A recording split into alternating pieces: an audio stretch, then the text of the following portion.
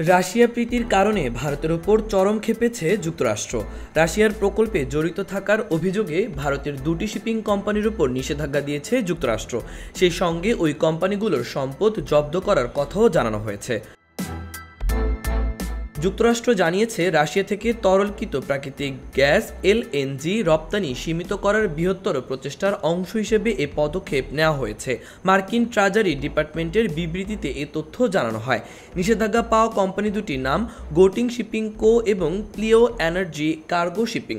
প্রতিষ্ঠান দুটি Arctic LNG 2 নামক প্রকল্পে জড়িত। প্রতিষ্ঠান দুটির পাশাপাশি আমেরিকান নাগরিক বা এই কোম্পানিগুলোর সঙ্গে কোনো ব্যবসায়িক লেনদেনের ওপর নিষেধাজ্ঞা দেওয়া হয়েছে। বিষয়টিকে ভারতের জন্য বড় ধরনের সতর্কতা হিসেবে দেখা হচ্ছে। সামনের দিনগুলোতে নয়াদিল্লির ওপর আরও বড় ধরনের নিষেধাজ্ঞার পূর্বাভাস হিসেবেও দেখছেন অনেকে। 2023 সালে নভেম্বরে ওয়াশিংটন সরাসরি আর্কটিক এলএনজি 2 প্রকল্পের ওপর নিষেধাজ্ঞা আরোপ করে।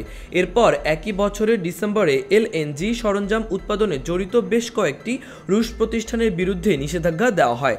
সেই সঙ্গে ইউরোপীয় ইউনিয়ন তাদের বন্দর দিয়ে রুশ এলএনজি পরিবহনে বিধিনিষেধ আরোপের পরিকল্পনা করেছে। মাহবুবুর রহমান ইমন, খবর সংযোগ।